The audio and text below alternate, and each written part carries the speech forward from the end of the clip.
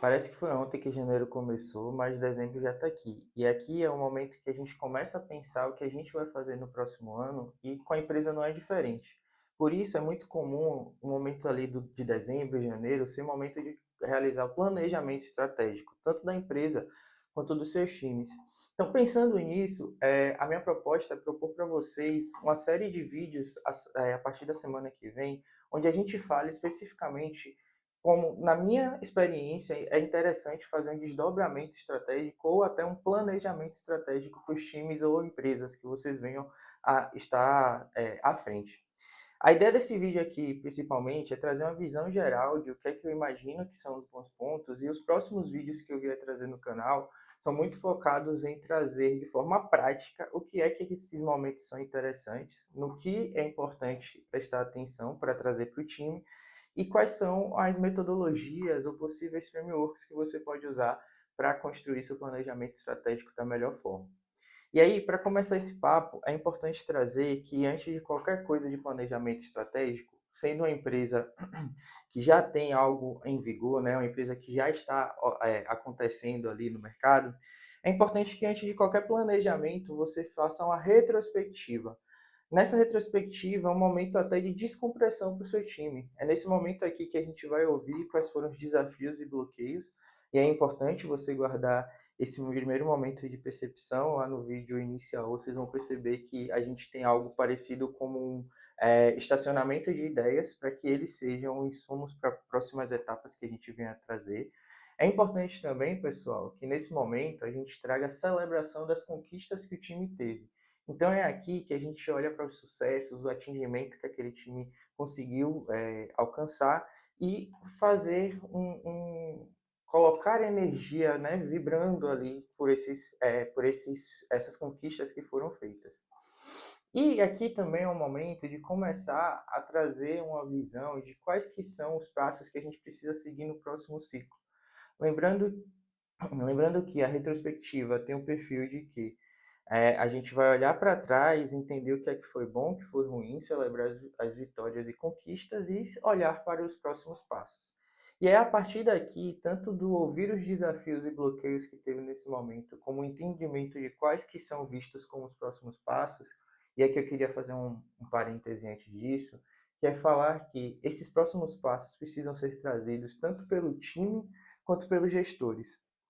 De forma geral, aí, a gente sabe que muito da estratégia, do planejamento estratégico é direcionado pela necessidade que os diretores, né, aquelas pessoas que estão nos cargos de gestão têm.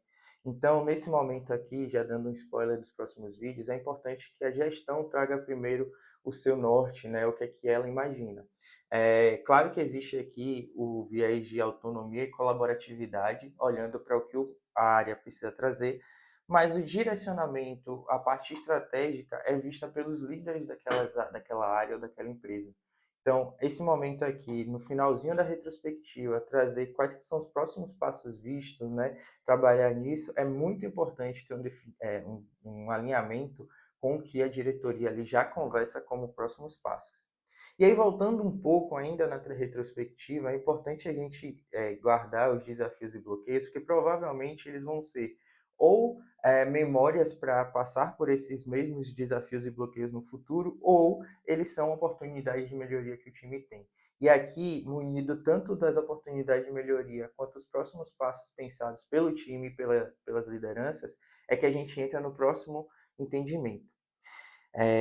E como eu chamo aqui o próximo entendimento, é a próxima etapa do nosso planejamento para começar a definir o contorno do que é prioridade. E aqui, pessoal, é muito importante, trazido ali da sessão anterior, a gente levar em consideração os insumos, como eu comentei, de desafios e próximos passos, mas aqui é um momento até de entendimento o que é prioritário ou não. Às vezes existem dois projetos que são muito importantes de acontecer, mas para aquele ano, questão de recurso, e aí seja ele recurso humano ou recurso financeiro, de tempo ou qualquer outra oportunidade de recurso que venha a aparecer, é importante a gente entender quais são os mais prioritários. Então aqui, nesse momento que eu chamo de momento de temas estratégicos, é que a gente começa a entender quais que realmente são estratégicos, aqueles temas que são estratégicos para aquela área ou para aquela organização.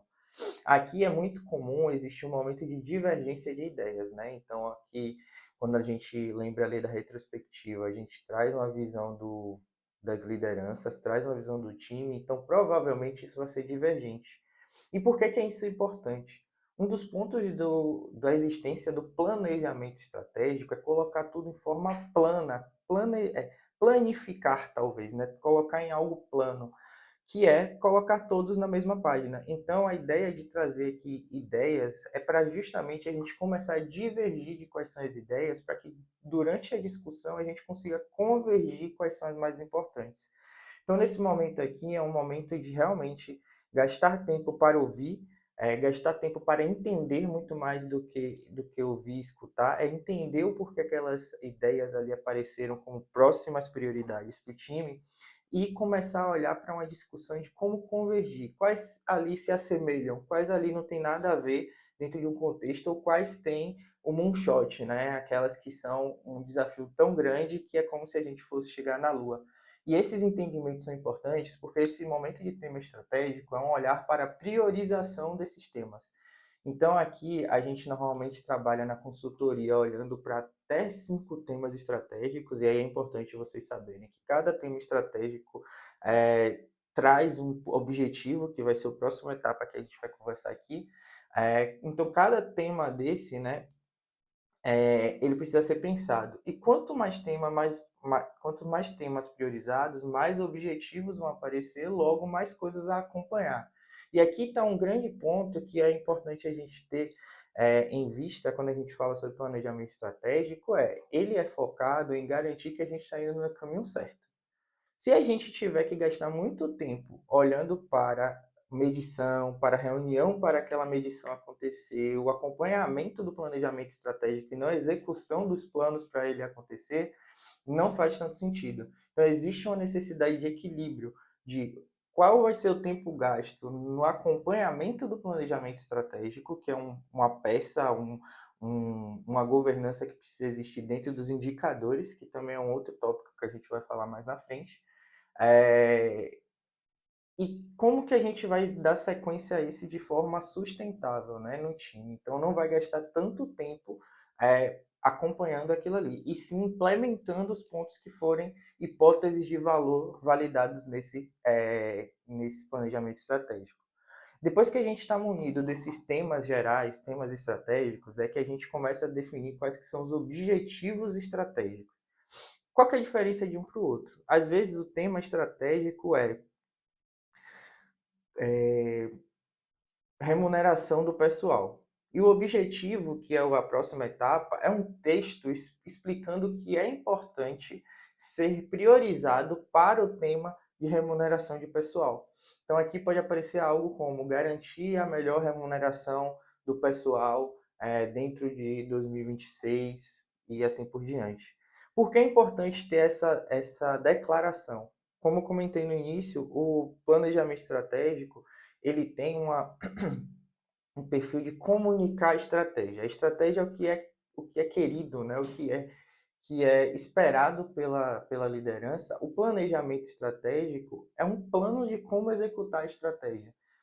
Mas também o plano para executar é um plano de comunicação dessa execução. Então, o que a gente vai acompanhar, quais são nossas principais prioridades, vão estar contidos no plano estratégico. Um dos fatores que faz esse plano estratégico ser entendível é a escrita de um bom objetivo. Então, aqui a gente começa a trazer quais são os principais tópicos estratégicos, vindo ali da primeira ideia de temas estratégicos. Aqui eu gosto de trabalhar uma estrutura muito forte de brainwrite, né, que é brainstorm, mas escrito ali, todo mundo em silêncio, sem a necessidade de discussão, buscando quais que são os principais desafios, problemas ou oportunidades que a gente tem dentro desses temas estratégicos que foram definidos anteriormente. E depois, a partir de uma conceituação ali rápida, eu já peço para que o time propriamente, que entende o conteúdo, já entendeu o conceito, então, tanto o conteúdo quanto a forma já é de domínio dos participantes ali. Nesse momento, a gente começa a olhar para a proposição de texto para esses objetivos. Lembrando, cada tema estratégico precisa ter um objetivo. Então, esse objetivo ali tem essa proposta, se for feita em grupos ali, a gente tem proposta de cada grupo, e durante esse período também existe a necessidade de ajuste ou priorização ali de quais são as estruturas ou propostas que mais fazem sentido. Porque, de novo, a gente está olhando para algumas pessoas envolvidas no planejamento estratégico e que quase nunca elas estão completamente alinhadas com o que é o necessário ali. E estão se alinhando durante o processo de criação do plano. Então é importante a gente ter isso em mente e no final dos objetivos, não só nessa etapa, mas ela principalmente, ter uma visão de ajuste, de priorização, de uma votação para qual que é o melhor texto. Afinal, aquele texto é o que vai comunicar o que é o objetivo. Então, de forma até política, se a gente for pensar, é importante ter palavras-chave ali que são importantes e que geram valor para as pessoas que estiverem lendo, entendendo aquele objetivo, né? E aí podem ser as lideranças maiores, e aí vocês conseguem entender. Depois dos objetivos, é o momento da gente começar a olhar para indicadores. E aí aqui eu quero trazer a grande diferença do o que eu estou construindo aqui com vocês e o que eu vou apresentar nos vídeos seguintes, que é um olhar para trazer métricas que traduzem que estamos chegando no objetivo definido. Então, se a gente está olhando para um objetivo onde o texto é garantir uma remuneração interessante para o pessoal, né, para a área ali, a gente precisa trazer nesse momento aqui uma forma de garantir que que essa remuneração está fazendo frente ao que realmente aquelas pessoas têm de expectativa, ou pelo menos ao que é a expectativa das pessoas e a realidade que a empresa pode trazer, né? Então, talvez um dos critérios pode ser a quantidade de um valor frente ao faturamento da empresa, percentual ao quanto aquela pessoa entregou das suas metas. É muito normal a gente fazer bonificações de pessoas olhando para o quanto ela intercedeu sobre aquele valor, né? E aqui eu trago esse exemplo simples porque está diretamente ligado. A gente consegue entender que é, o indicador de quanto aquela pessoa está recebendo de bonificação a partir do faturamento da empresa é um indicador que vai mostrar que a gente está conseguindo disseminar, né, trazer essa cultura de remuneração apropriada para os nossos membros a partir de um indicador fixo, um indicador que é possível acompanhar, que é faturamento da empresa versus atingimento de metas daquele colaborador. E por que é isso importante, pessoal? A gente está muito acostumado e é muito normal, quando a gente entende, e aí estou falando aqui, né? Mas quando a gente é ensinado a fazer planejamento estratégico, a gente começa olhando para o que a gente quer e como a gente vai fazer. Mas quem garante se o que a gente quer vai ser atingido por aqueles projetos não é o sucesso do projeto.